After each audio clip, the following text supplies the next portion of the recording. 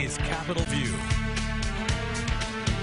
And good Sunday morning to you. Welcome into Capitol View. I'm Jay Burr. Well, State Senator Jason Rapert has been recently discharged from the hospital after fighting COVID-19 and pneumonia. He's actually joining us here today to give us just a little bit of insight into what that actually looked like. And State Senator, we are glad that you're here with us. We're glad you're out of the hospital. How are you feeling right now?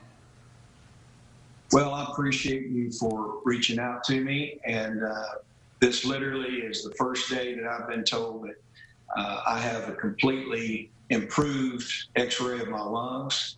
I just returned from my physician this afternoon. It's been quite an ordeal, so I do feel better. I apologize, there's a little noise outside of here where I'm at, but hopefully we can get there. If not, you can come back and do something here tomorrow. Well, that's no worries there. We'll power through it here, but we certainly do appreciate you joining us here, especially first day afterwards here. I guess just first things first here, do you know exactly how you contracted the virus or maybe even where you may have got it? No, I don't, and I do have a lot to say on this. I thought about this today, Jay, when you reached out. My family lost my mother-in-law at the very beginning of this pandemic, just when they were shutting hospitals down. My mother-in-law succumbed to illness and passed away at the Baptist Hospital under some of the very first restrictions that they had with the COVID-19. And that was the environment in which my family was introduced as we tried to love for my mother-in-law, and her laying there dying in a hospital and many of us not even being able to be with her like we wanted to. And that's what my memory is of what happened in March. And of course, in our state and every state across the country, we begin to grapple with what we're dealing with here. This is an illness that's nobody's fault. And I have seen people politicize this thing, Jay, in such a way that it's very offensive to me. And it's very offensive to the people that are struggling with it and to the healthcare officials. And so we've all been grappling with this, and obviously I have used masks, urged people to use common sense, and we've done this at the Capitol. The governor's been urging common sense, and it's simply a situation where I don't know exactly where I contracted it.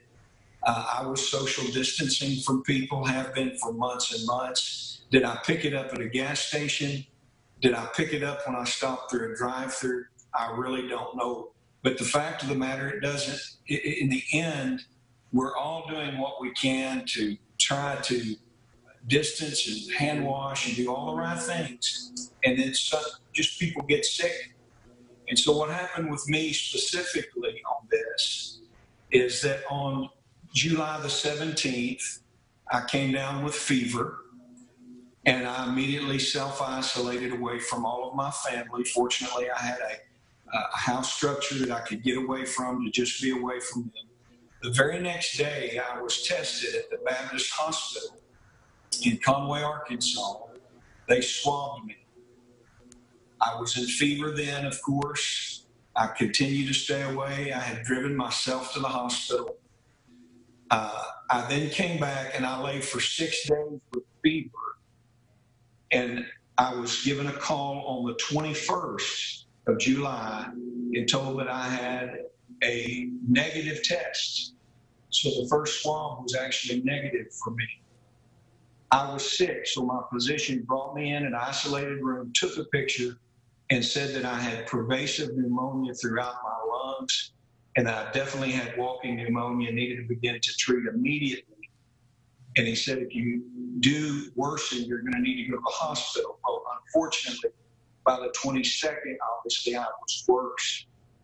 And I did go into the hospital at Conway Regional. They did what is called a rapid test. That rapid test came back positive for me. They immediately then took measures to break my fever, and that's what began to turn me around. And so my written records right now show that they broke my fever on the 22nd, thankfully. And from there, then I began to improve. So I embraced what they told me to do. And I used the breathing apparatus. I would get up, I would breathe, and I would force myself even though it would hurt.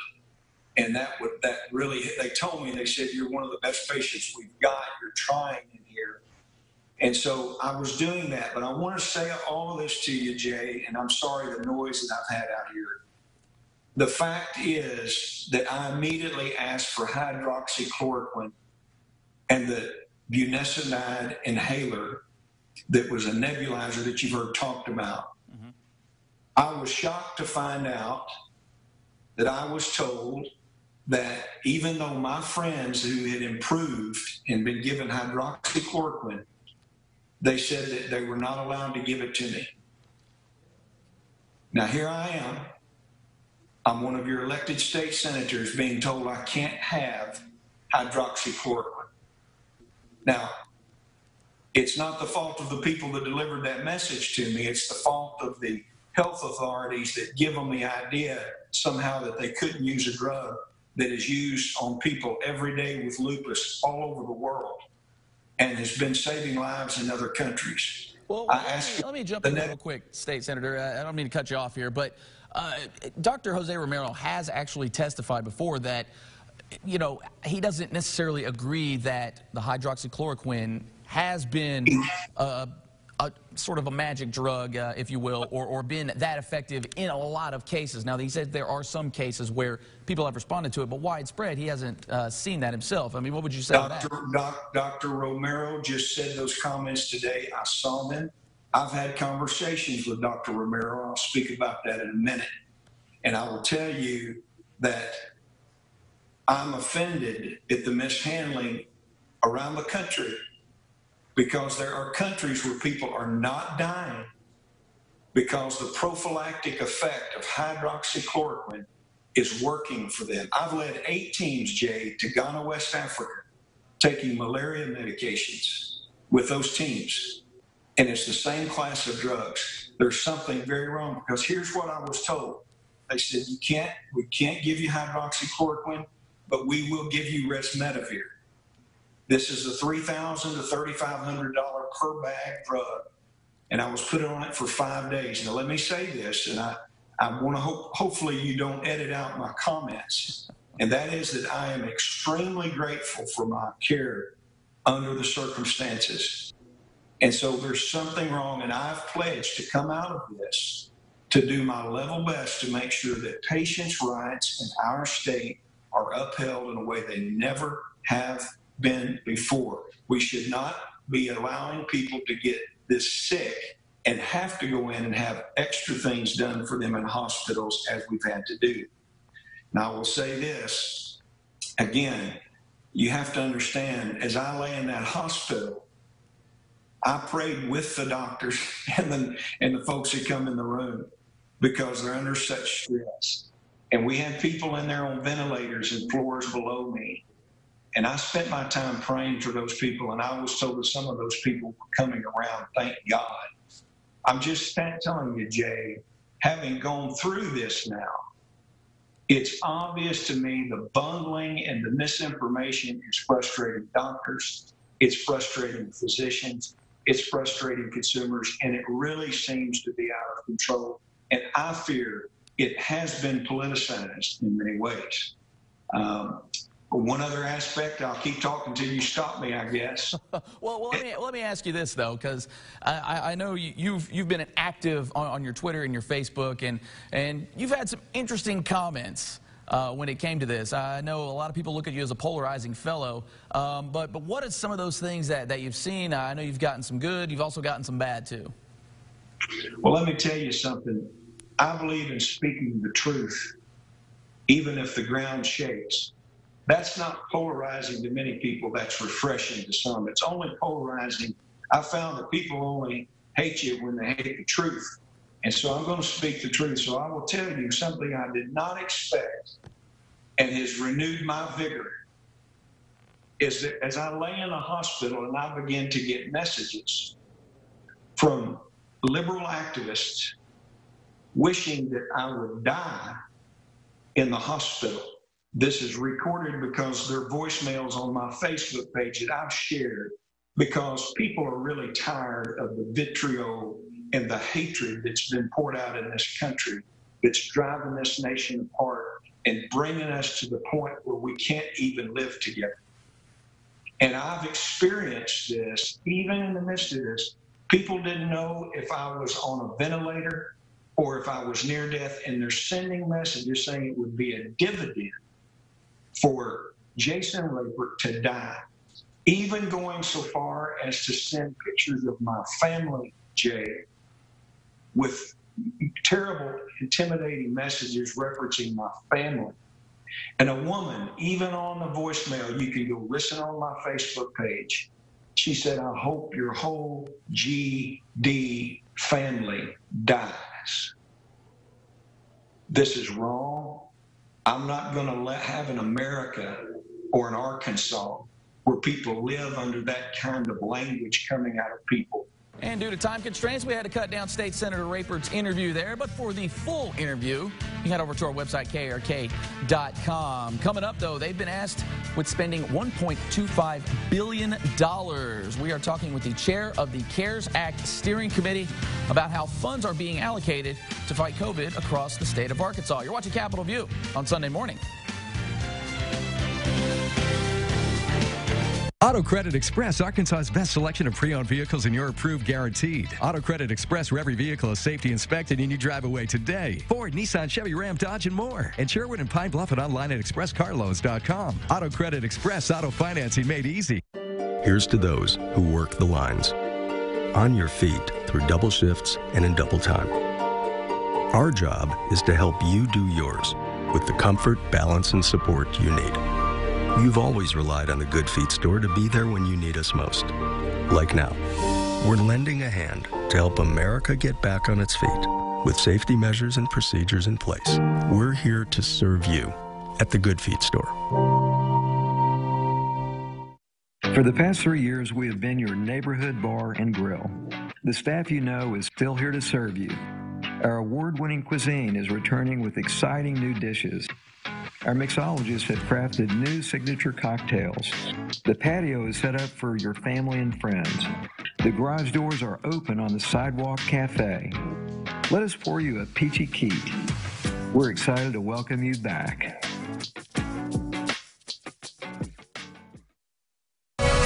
Dear families, we are here. For you, no matter how our world is being impacted. We are here. For those that need help communicating. And for the children who need a little boost of confidence. We are here. For the parents who need all of our services in one place. And ones who just need a little bit of encouragement. We are here. Empowering children to conquer their world.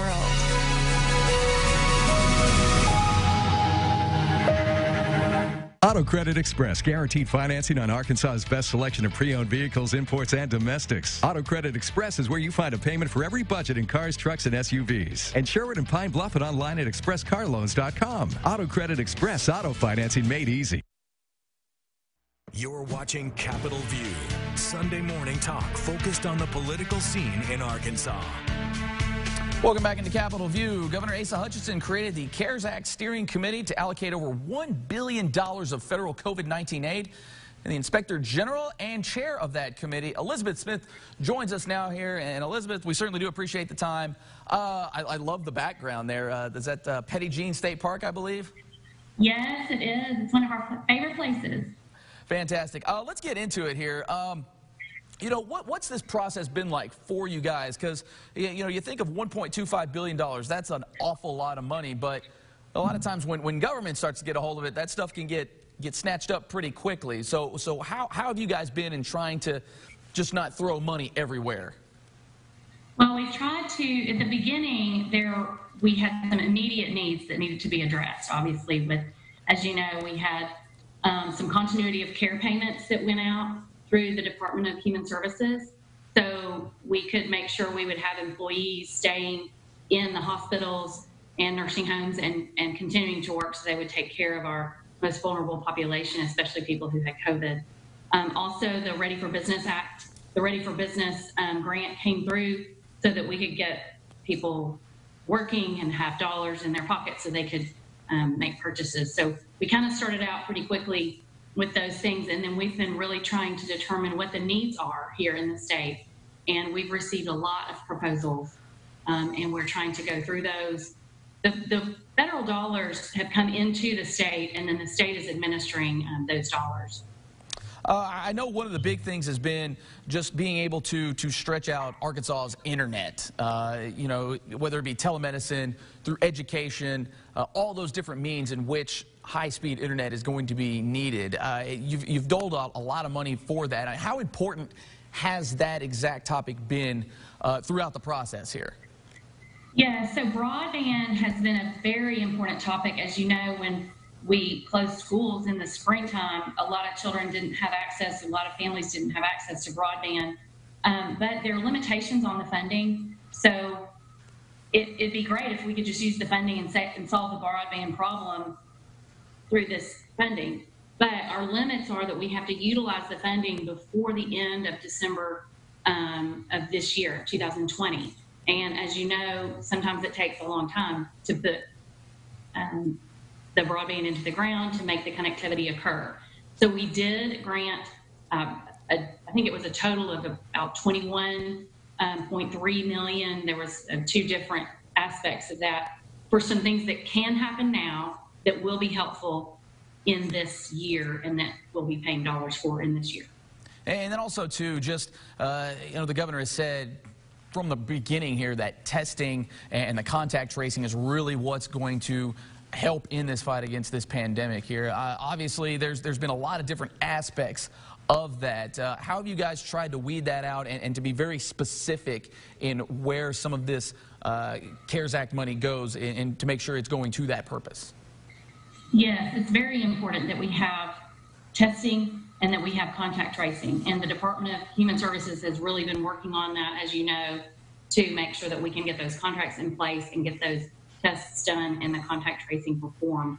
We have just recently worked on a specific proposal in the Northwest Arkansas. I know you've seen a lot of increase in cases in Northwest Arkansas related to the Marshallese and Latinx population. And so we had a group in Northwest Arkansas who is able and willing to assist in the contact tracing in that area because they do have members of their organization and that they know and work with that can assist in contacting and working through those tracing issues for the Marshallese and Latinx population. And also, too, see here on the spreadsheet that you guys are setting aside roughly $250 million, or it is actually $250 million, yes. Kind of just setting it to the side. Are there any plans for that, or is that just sort of the savings account for the steering committee? Well, we knew that there would be an issue. There would potentially have additional COVID cases in the fall, and we didn't want to just burn through the money really quickly. $1.25 billion sounds like a lot of money, but with the need that we have, we wanted to make sure and set some money aside. We've had some concerns about the unemployment trust fund. We also just want to make sure, the governor wanted to make sure that we had money set aside for additional needs as well. And two, I did want to ask about the Department of Heritage and Tourism, the public education campaign. It seems like it's one of those sort of odd line items in that. Could you kind of explain that? And I know, too, you always have to have a COVID-related reason for some of this. And I guess kind of go into that a little bit, because that's one of the things that kind of pops out to a lot of us. Okay, so certainly the requirements for these funds, the CARES Act has a number of funds that have been given from the federal government to the states in various areas. There was some specifically earmarked for education. There's some specific funds for health. There have been a variety of funds that have been specifically earmarked for certain things. These dollars, the $1.25 billion, came through the Coronavirus Relief Fund, and they're allowed to the state for the state to make the determination. But the requirements are it has to be for a need that occurred between March the 27th of 2020 and December 30th of 2020. And the funds have to be expended during that time period. They also have to be related to coronavirus or dealing with the coronavirus. And so there are some limitations on the ability to utilize these funds. Well, there you have it. And you, ma'am, are welcome back here anytime, especially if you're going to have, you know, the very serene backgrounds on the Zoom call here. We certainly do. You can get one, too, on the website. Yeah, well, and, you know, back here it's not quite as picturesque is what you've got going on there. But we certainly do appreciate the time. Thank you. You bet. All right, when we come back, we take a look at your top political headlines. You're watching Capitol View on Sunday morning. Hi, I'm John Cossey. At Crawl Space Solution of Arkansas, we offer all things crawl spacey. If you have moisture in your crawl space, that means mold and mildew. Our Clean Space system will create a dry, healthy, and clean environment. Call Crawl Space Solution of Arkansas today for all things crawl spacey. When I opened my practice, I was so focused on the care of my patients that missed revenue, coding denials, and eligibility denials threatened the financial stability of my business. Thankfully, a colleague recommended Medical Office Systems. Their certified professionals performed a free medical audit and identified hundreds of missed reimbursement opportunities. Within weeks, MOS recovered thousands in revenue. The best part? They only got paid when I got paid. Don't make the same mistakes I made. Call MOS today. My name is Larry, and I'm a truck driver. A while back, I was in an 18-wheeler accident, and I got my back and shoulder messed up pretty bad. Couldn't stand very long, couldn't hardly walk, couldn't really hunt or fish. I went to 3 doctors before I finally found Arkansas Spine and Pain. That's when it all changed. The way they treated me, they explained to me everything that was going on, and I would recommend them to anybody. Arkansas Spine and Pain, they helped me get my life back ASAP. Children's Advocacy Centers of Arkansas are here to provide hope and help to families impacted by child abuse. We do this by having a team of professionals working together, like state investigators, law enforcement, nurses, mental health professionals, and assistants through the legal process.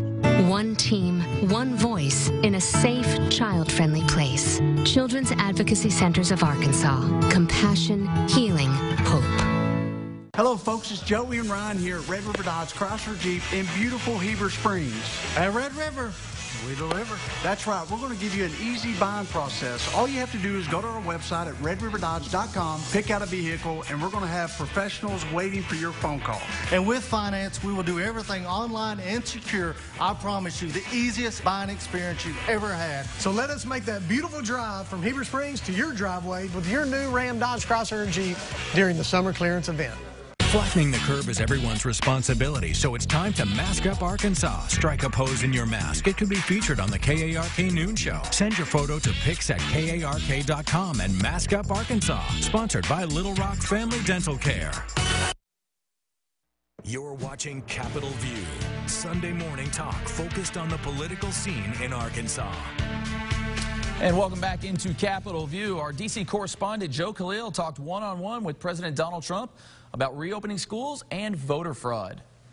For parents and teachers preparing for the upcoming school year, President Trump had this message in our exclusive one-on-one interview. What would you say to reassure teachers who are frankly nervous for in-person learning getting back in time? Well, I want them to be careful. I want it to be safe. I want everything to be safe. They're going to be working together with a lot of very great professionals. And I want them to be shielded in some way or safeguarded in a very strong way. We spoke with President Trump at the Red Cross, where he was promoting plasma donations for COVID patients. He says he's hopeful we'll have an effective COVID vaccine by the end of the year. But we wanted to know if the administration is ready for what comes next. Do we have the infrastructure right now to be able to manufacture it, deliver it, share it with enough people where it actually makes an impact? It's such a great question. We're actually spending money up front to get that infrastructure, and our military is ready to distribute it, and we'll be delivering it very rapidly. But before the president's vaccine deadline, there is an election. And Thursday morning on Twitter, the president floated the idea of delaying it, something that's never happened before. The president says he's worried about voter fraud because of widespread voting by mail due to the coronavirus. There's nothing like being able to go out and vote. Going out and vote, where you have people and you have identification and you have whatever it is that the place requires. But this concept of mailing out hundreds of millions of ballots, just sending them all over the country. Moving the date, is there a plan for that, or is there? Well, I hope a thing like that wouldn't be necessary because I want the date more than anyone. President Trump hasn't ruled out challenging the results of the election in court. He says with more mail-in voting, the election results could take longer to tally. I want to hear the result, okay? I think we're going to do very well. And then you have court challenges and everything else. You could go many, many months, and beyond that, frankly, before you find out who won the election. President Trump says he does support expanding absentee voting, which is how he casts his own ballot in Florida. In Washington, I'm Joe Khalil.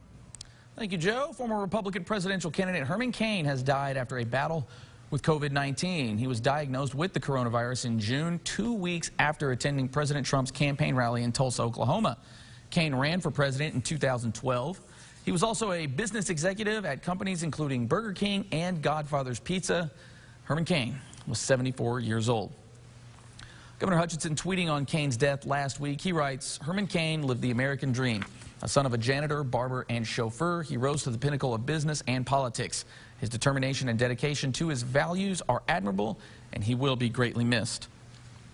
A slimmed-down Democratic National Convention schedule has been announced. It will remain a 4-day event beginning on Monday, August 17th.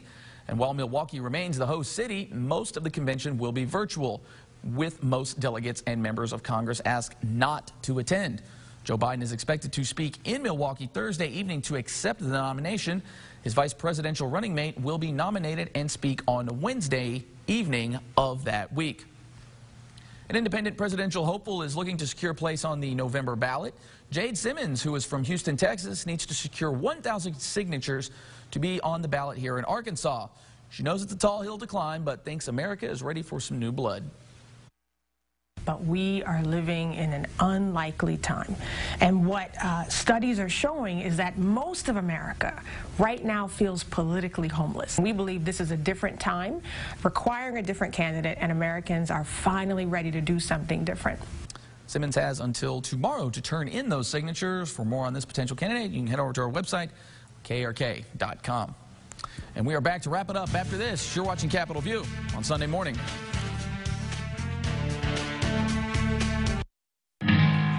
After decades of emptiness, I knew I wanted something more. My whole life, I was running the show, and I was a complete mess. Something on the inside changed. Now the Lord's using me with people who were just like me. God strengthens me every day as I listen to Dr. Stanley. You're watching Capitol View, Sunday morning talk focused on the political scene in Arkansas. Paper's gone, so we're gone. That is it for this week. We're back with an all-new Capitol View next week. Make sure you get the Capitol View podcast wherever you enjoy your podcasts. Enjoy the rest of your weekend.